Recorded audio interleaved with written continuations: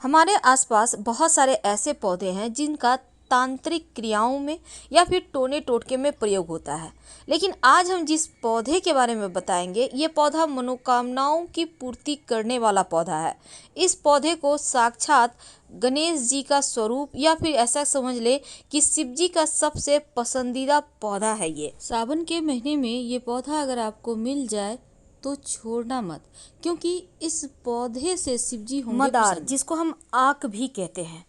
मदार के पत्ते, मदार के पुष्प और जड़, यहाँ तक कि मदार के दूध से भी वशीकरण होता है।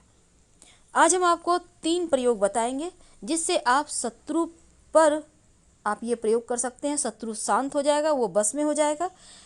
प्रेमी प्रेमिका लव रिलेशनशिप में परेशानी है या फिर वैवाहिक जीवन में समस्या है तो भी इसका वशीकरण कर सकते हैं। पूरी तरह से सात्विक है, इसमें किसी को हानि नहीं होगा।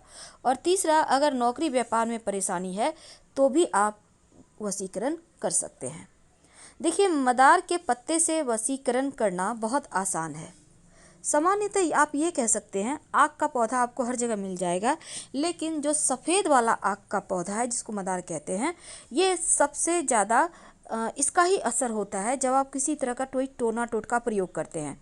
तो आप पहले ही देख लें कि वैसे तो रोड साइड मिल जाएगा आपको ये पेड़, तो पहले ही आप ढूंढ के रखें कि ये पेड़ सफ़ेद आक का कहाँ पे है, फिर आपको ये प्रयोग करना है। और जब भी आप प्रयोग करें तो पहले जाकर निमंत्रण दे आए आक के पौधे के पास। कैसे देंगे? आप एक सुपारी, एक सिक्का और थोड़ा सा जल लेकर जाएं, किसी बोतल में भी ले जा सकते हैं, और पेड़ के पास जल अर्पित करें जड़ में।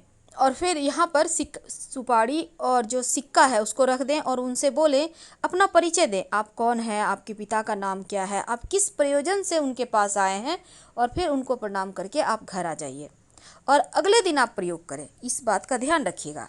तो चलिए देखिए, अब हम एक छोटा सा प्रयोग आपको बताएंगे। कई बार क्या होता है ना, आंकड़े या मदार का जो प्रयोग है कई प्रकार की तांत्रिक क्रियाओं के लिए किया जाता है।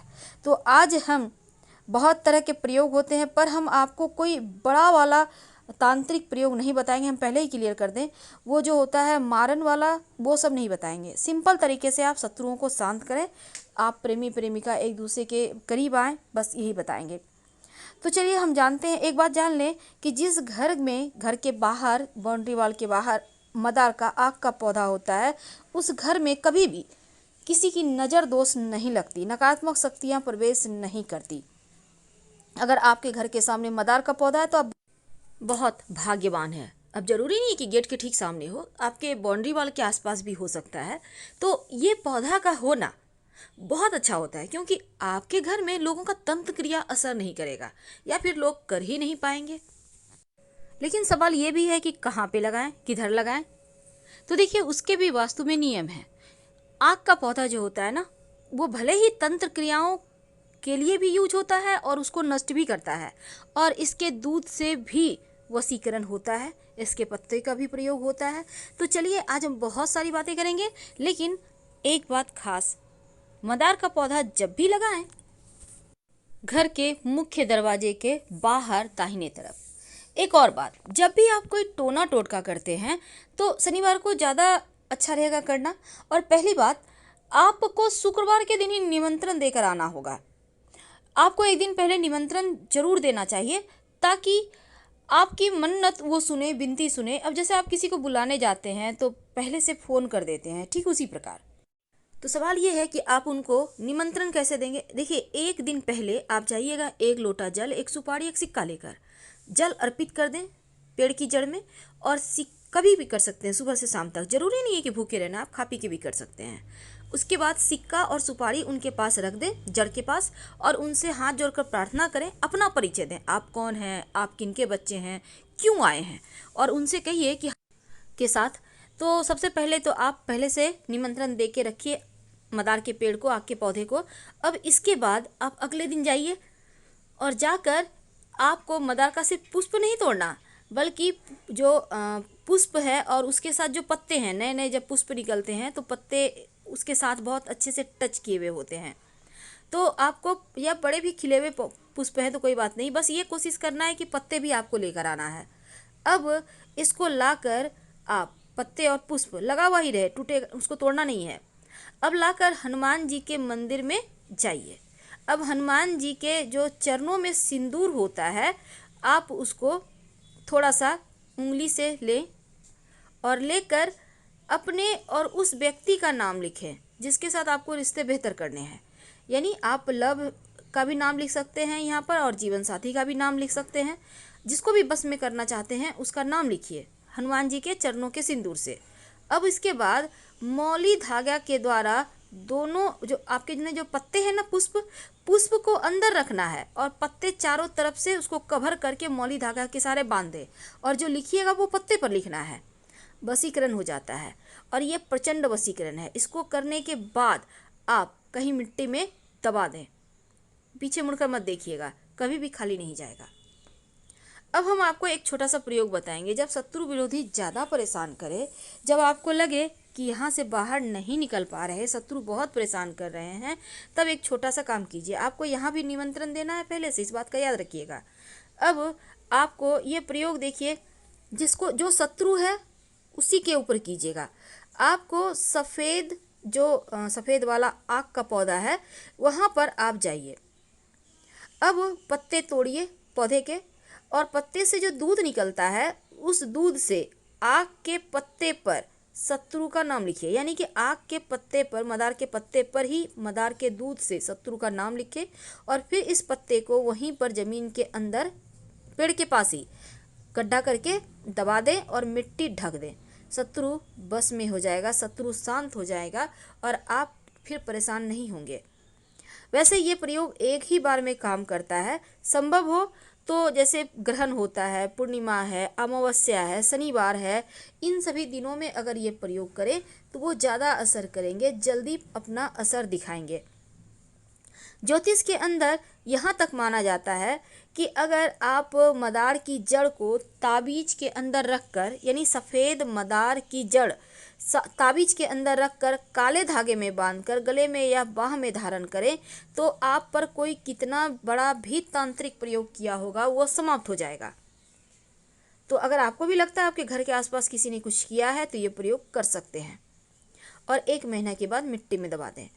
तो चलिए सबसे अंत में एक खास उपाय। कई बार क्या होता है, आपके ऑफिस में, आपके व्यवसाय स्थल पर लोग बहुत परेशान करते हैं, कई बार घर में भी लोग परेशान करते हैं। तो ऐसे में एक छोटा सा काम कीजिए। आक के मदार के पत्ते से भी वशीकरण होता है, लोग परेशान नहीं करेंगे। तो आपको मदार के पेड़ की जड़ किसी भी शनिवार के दिन थोड़ा सा तोड़ कर ले आइए, लेकिन पहले शुक्रवार की शाम निमंत्रण दे आइएगा। और इसके साथ ही एक पत्ता भी तोड़ कर ले आइए, आक का जड़ थोड़ा सा और एक पत्ता। अब इसको मदार के जो पत्ते हैं और जड़ है इसको ले आइए। अब इनको पीस लीजिए अच्छे से और फिर किसी मदार के पत्ते को धोकर, यानी कि जो जड़ है उसको पीस लिया, अब मदार के पत्ते को धो लीजिए, उसके ऊपर जड़ को थोड़ा सा घी के साथ रखिए। अब इसका आप तिलक कर सकते हैं, जिसके भी सामने जाएंगे वो बस में हो जाएगा। आप चाहें तो मदार के पत्ते भी पीस लें, मदार का जड़, मदार का पत्ता और थोड़ा सा घी मिक्स करके। ये प्रचंड वशीकरण है। आपके नौकरी रोजगार में भी आपको समस्या नहीं आएगी, कोई भी आपके सामने टिक नहीं पाएगा और ये वशीकरण तिलक है। वैसे तो आप वशीकरण के लिए यहाँ पर आप चाहें तो लाजवंती के पौधे का जड़ भी डालकर, पीसकर डालकर आप प्रयोग कर सकते हैं, इससे भी वशीकरण होता है। तो छोटे छोटे प्रयोग हैं पर इसके असर आपको बहुत लंबे समय तक दिखेंगे। अब देखिए, सफ़ेद मदार की जड़ और पत्ते से जो वशीकरण होता है वो कभी खाली नहीं जाता। तो अगर आप एक छोटा सा प्रयोग करें, जैसे कि एक सफ़ेद का मदार का एक पत्ता तोड़ कर ले आए और पत्ते को घर के बाहर कोने में दबा, जब भी कीजिएगा बस चुप रहना है। अब ये नहीं कि बातचीत कर रहे हैं, प्रयोग कर रहे हैं, बिल्कुल ऐसा ना करें। चुपके से करना होता है टोटका, जैसे कोई टोके नहीं, बातचीत ना करें। और शत्रु वाला आप उपाय जरूर कर लीजिए। बस आक के पौधे के दूध से ही लिखना है आक के पत्ते पर और आक के पेड़ के नीचे ही मिट्टी में दबा देना है। और जितने शत्रु उतने पत्ते पर लिखिएगा, एक ही पत्ते पर सारे शत्रु का नाम मत लिखिएगा। आपको तो पता है जब 10 साल पुराना आक का पौधा हो जाता है तो उसकी जड़ में गणेश जी की आकृति बन जाती है। और ऐसा कहीं आपको मिल जाए तो जरूर घर ले आइए और विधिवत पूजा आराधना करें। आपके जीवन में धन की कमी कभी नहीं होगी। लेकिन इसी आग के पौधे की जड़ को अगर आप शिवलिंग पर अर्पित कर दें और फिर इस जड़ को जो स्त्री संतान की चाहत रखती है वो अपने कमर में सफ़ेद धागा या लाल धागा में बांध कर पहन ले तो 3 महीने के अंदर गर्भाधान होता है, संतान की प्राप्ति होती है। तो ये प्रयोग वैसे तो आप किसी भी पुष्य नक्षत्र में कर सकते हैं, नहीं तो किसी भी सोमवार को शुक्ल पक्ष